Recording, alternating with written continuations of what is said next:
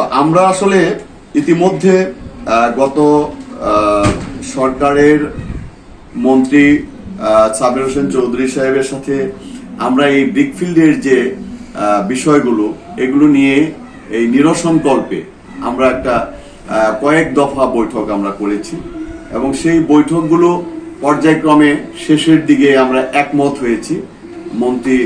সাবেক মন্ত্রী সাবের হোসেন চৌধুরী সহ আমরা আমাদের সেন্ট্রাল নেতৃবৃন্দ আমরা দ্বিপাক্ষিক একাধিক বৈঠক করে আমরা একটা উপনীত হয়েছিলাম যে আমরা কি করতে চাই এবং মন্ত্রণালয় থেকে কি করতে চায়, কি চাচ্ছে, পরিবেশ অধিদপ্তর থেকে কি চাচ্ছে, এই তিনটা সেক্টর মিলিয়ে আমাদের একটা ঐক্যমতে আসছি এবং আসার পরে আমাদের এই মাসে এমইও হয়ে যেত। এমইও হয়ে গেলে আমাদের এই সমস্যাগুলো সমাধান হতো।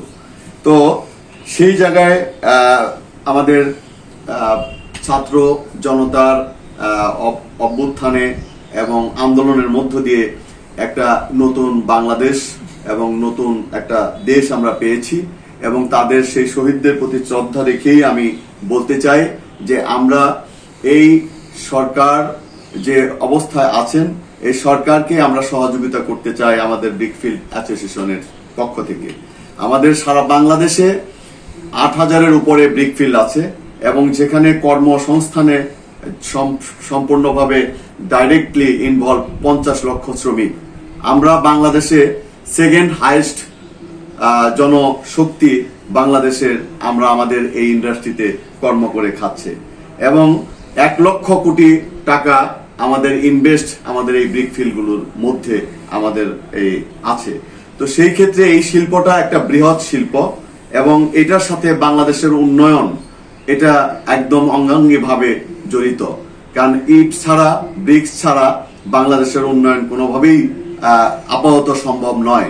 যেহেতু আমরা এখন পর্যন্ত পূর্ণাঙ্গ একটা শক্তিশালী অর্থনৈতিক দেশ হতে পারি নাই, সে কারণে আমাদের ব্রিজ, কালভার্ট এবং রাস্তাঘাট এই জায়গাতে যে ইট লাগে, ব্রিক্সের ব্যবহার লাগে, ম্যাকাডামের জন্য খোয়া লাগে এবং হ্যারিংবন করতে ইট লাগে, এগুলো যদি আমরা ইট বন্ধ করে দিই তাহলে পাথর ছাড়া এখানে করার অন্য কোনো ওয়ে নাই। তো যেহেতু পাথর ছাড়া অন্য কিছু ওয়ে নাই, আমার এক সেফটি ব্রিক্সের চিপসের দাম আসে ১২০ টাকা, ১১০ টাকা। আর যদি পাথর দিয়ে আমি করতে চাই তাহলে এক সেফটি দাম আসে প্রায় ২৬০ থেকে ৭০-৮০ টাকার মতো চলে আসে। তো ১০০ কোটি টাকার একটা প্রজেক্ট যদি পাথর দিয়ে করতে যায় তাহলে ২০০ কোটি টাকা লাগবে, আর ইটের দিয়ে করলে সেইটা ১০০ কোটি টাকার মধ্যে আসবে। তো সেই ব্যয় ক্ষমতা আমাদের সরকারের এখন পর্যন্ত হয় নাই, যে কারণে আমরা বলবো যে ইটের বিকল্প এখনো কিছু হয় নাই। আমাদের এটার একটা নীতিমালা আসতে হবে। আমাদের বিভিন্ন কিছু এখানে অ্যাড করা আছে। আপনি পরিবেশের ছাড়পত্র চাইতে হলে আপনাকে পরিবেশ থেকে আবার বলে ডিসির মাটি কাটার লাইসেন্স, এনওসি আনতে হবে। কোন ডিসি আজ পর্যন্ত আপনার এই মাটি কাটার এনওসি দেয় নাই। অথচ মাটি কি বসে আছে? ব্রিকফিল্ডের মালিকরা তো আপনার এই মাটির ব্যবসা করে না, তারা তো নিজেরা যায় নিয়ে মাটি আনে না, তারা মাটির ব্যবসায়ী যারা আছে তাদের কাছ থেকে মাটি কিনে। তো তাহলে কেন ব্রিকফিল্ডের মালিকদের উপরে এই বিষয়টা থাকবে যে তাদের কাছ থেকে, ডিসির কাছ থেকে মাটি কাটার অনুমোদন পত্র আনতে হবে? ওটা যারা মাটির ব্যবসা করবে তারা আনবে। এটা আমরা উড্ডু করতে বলছি।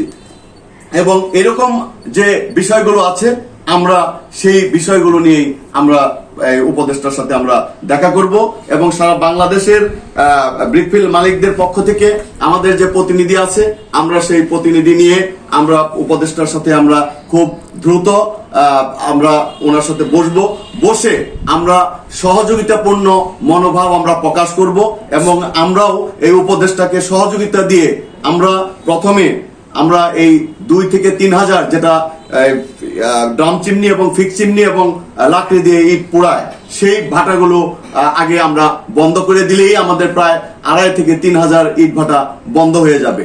তাহলে আমাদের মাটির ব্যবহার কমে যাবে এবং আমরা সেই জায়গাগুলোতে আমরা এই আপনার ব্লকের মধ্যে আমরা চলে যেতে পারবো।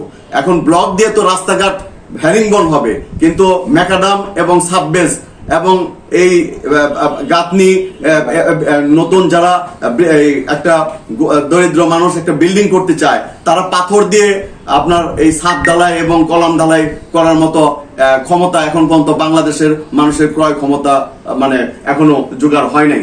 তাদের মানে একটা পাথর দিয়ে যদি করতে যায় 10 লাখ টাকার বিল্ডিং 15-16 লাখ টাকায় চলে যাবে, যে কারণে আমাদের সে পর্যন্ত সময় আমাদেরকে দিতে হবে এবং আমরা এই বিষয়ে আমাদের সারা বাংলাদেশের ব্রিকফিল্ড মালিকদেরকে বিচলিত হওয়ার জন্য আমি না করব এবং আপনাদের হতাশ হওয়ার কোনো কারণ নেই। আমরা এটা সুব্যবস্থা আমরা সরকারের সাথে এবং সরকারের উপদেষ্টার সাথে আমরা কথা বলে আমরা এই বিষয়গুলো আমরা অবশ্যই একটা নীতিমালার মধ্যে নিয়ে এসে আমরা ঠিক করব এবং যে জিগজাগ ভাটাগুলো আছে সেগুলোর লাইসেন্স যাতে দূরত্বটা কমিয়ে এই লাইসেন্সগুলো পায় আমরা সেই ব্যবস্থা করব এবং সর্বোপরি আমরা এই উপদেষ্টার সাথে এবং এই সরকারের সাথে সহযোগিতা দিয়ে আমরা কাজ এগিয়ে নিতে চাই। এটা হলো আমাদের মূল বক্তব্য এবং এই জায়গাতে আমাদের যারা মালিকরা আছে তাদের হতাশ হওয়ার কোনো কারণ নাই। আমরা আলোচনার মাধ্যমে আমাদের এই বিদ্যমান সমস্যার সমাধান আমরা অবশ্যই করব।